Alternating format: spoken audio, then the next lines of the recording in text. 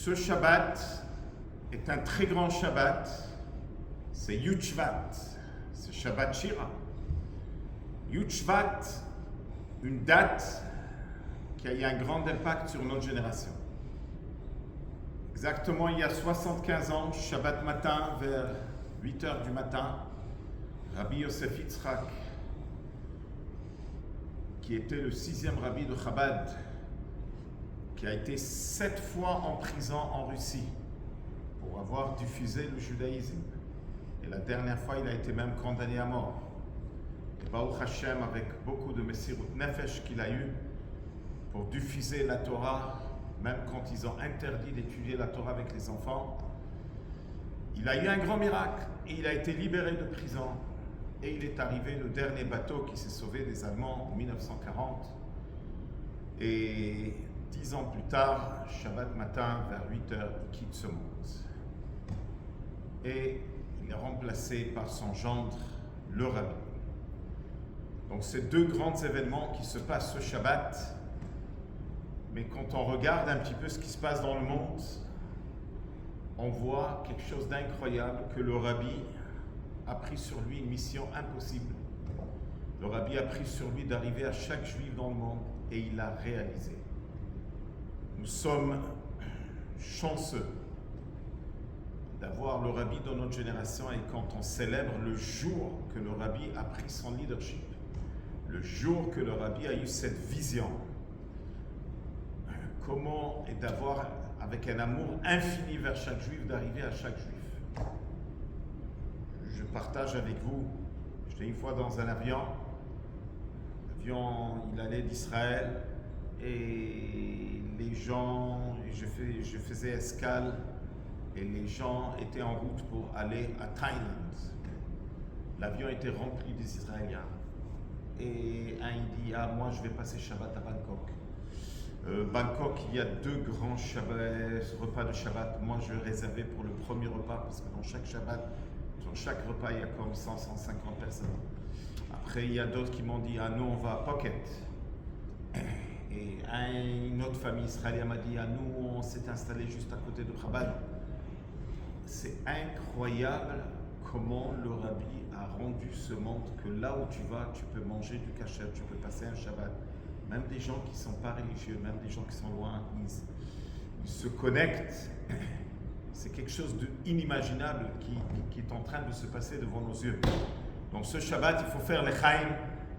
Et pour célébrer ce grand moment, et surtout s'inspirer du Rabbi qui veut que chacun et chacune de nous pense qu'est-ce que je peux faire pour un autre juif.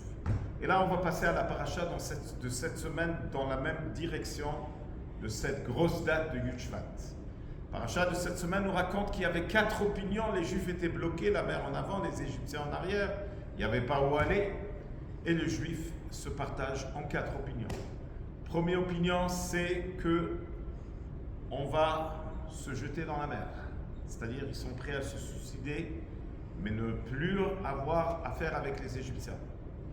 Dieu, il leur répond, n'ayez pas peur. Vous allez voir la délivrance. Un deuxième groupe qui dit on retourne en Égypte. Dieu leur dit ce que vous avez vu les Égyptiens aujourd'hui, vous n'allez plus le revoir. Troisième opinion, on va faire la guerre avec eux. Dieu y répond Hashem ilachem lachem, c'est Dieu qui va faire la guerre pour vous. Quatrième opinion, on va faire la prière. À cet groupe, Dieu y répond taisez-vous. Et atem tacharishon. Dieu n'est pas d'accord avec aucun des 4 opinions. Qu'est-ce qu'il faut faire? Dieu il parle à Moshe Rabbeinu, il lui dit il faut avancer. Avancer où? Avancer dans la mer. Et le fait que le juif, il y avait un juif qui s'appelle Nachshon ben Aminadav qui s'est jeté dans la mer s'est ouverte et ça c'est le gros miracle qu'on chante ce Shabbat Shira. La grande question qui se pose, il y a 4 opinions. D'après vous, c'est quoi l'opinion le plus pire? Logiquement, c'est l'opinion qui dit on retourne en Égypte. Comment est-ce possible après que vous avez vu tellement des miracles et vous avez vu que Dieu est avec vous, vous avez encore une idée de retourner en Égypte? Mais en réalité, la façon comment Dieu y répond dans la paracha, l'opinion le plus pire, c'est ceux qui veulent se jeter dans la mer. Comment ça se fait? ça, le rabbi vient avec une idée révolutionnaire. Il dit, on ne parle pas ici des juifs qui ne sont pas religieux, on parle des juifs qui sont sortis de l'Égypte, qui sont dans la Torah, ils font des mitzvot. Ils sont entre la sortie d'Égypte et traverser la mer. Qu'est-ce qui se passe avec ces gens-là? C'est des gens égoïstes. Ils ont dit, nous, on va se jeter dans la mer de Tchouva, dans la mer de la prière. Qu'est-ce qui se passe avec un autre juif? On s'en fout. Ce n'est pas notre problème. Au moment qu'un juif, il n'est pas prêt à agir pour un autre juif, même s'il fait Torah et mitzvot, selon le rabbi, c'est l'opinion le plus pire qui peut exister sur cette planète. Un juif qui n'est pas prêt à agir, à aider un autre juif. Et donc c'est cette opinion qu'il faut répondre, la première. Après il y a la deuxième opinion, ceux qui veulent retourner en Égypte, le rabbi l'explique aussi d'une manière incroyable. Il fait la prière, il fait l'étude, il fait tout. Mais il ne le fait pas avec joie. Il dit, j'ai pas le choix. Ça veut dire, il le fait, il sent qu'il y a un fardeau, il attend avec impatience, il regarde sa montre, allez, quand il s'en sort déjà de la synagogue, il est pressé tout le temps. Ça, c'est quelqu'un qui, c'est un fardeau sur lui, c'est pas un plaisir. Alors, il est esclave en Égypte. Ça, c'est ces juifs qui disent, on veut retourner en Égypte, ça veut dire, il fait, mais il lui manque cette joie, cette excitation. Un juif, il doit savoir quand il étudie la Torah, il doit être excité. Il étudie la Torah de Dieu. Quand il fait une mitzvah, il fait la mitzvah, il s'attache, il se connecte avec Dieu. Après, il y a une troisième opinion. Troisième opinion, on va faire la guerre. Qu'est-ce qu'il y a de mal? Faire la guerre. Dans la guerre, même si tu gagnes, tu es perdant. Tu dépenses et tu gaspilles du temps pour faire la guerre au lieu de faire ce que tu dois faire. Dieu n'est pas d'accord. Mais là, la question qui se pose, alors, c'est quoi le problème avec la quatrième opinion? La quatrième opinion, c'est extraordinaire. Quand un juif il a un problème, il prie à Dieu. Il n'y a pas un moment plus précieux que de prier à Dieu quand tu as un problème. C'est une mitzvah midoraita. Et Dieu, il dit de se taire. Le rabbi dit, si tu pries à Dieu, et après tu vas dormir, tu dis, ça y est, j'ai fait ma part. C'est comme si tu vois un incendie, et tu fais une prière. Mais dis-moi, il y a un incendie, il faut appeler les pompiers, il faut agir. C'est pas assez la prière, il faut agir. C'est pareil aussi.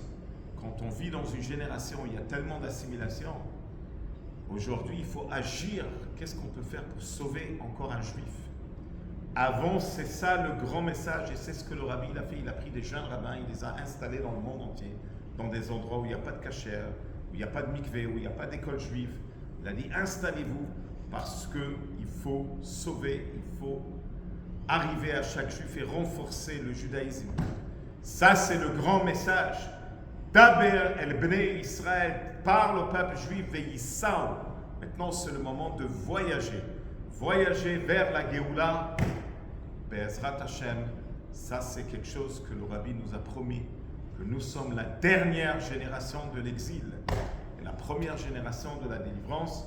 Et comme on voit énormément de lumière de Géoula, comme la dernière annonce du président américain, qu'est-ce qu'il veut faire maintenant avec Gaza? Ça montre rien qu'une très grande lumière de Mashiach.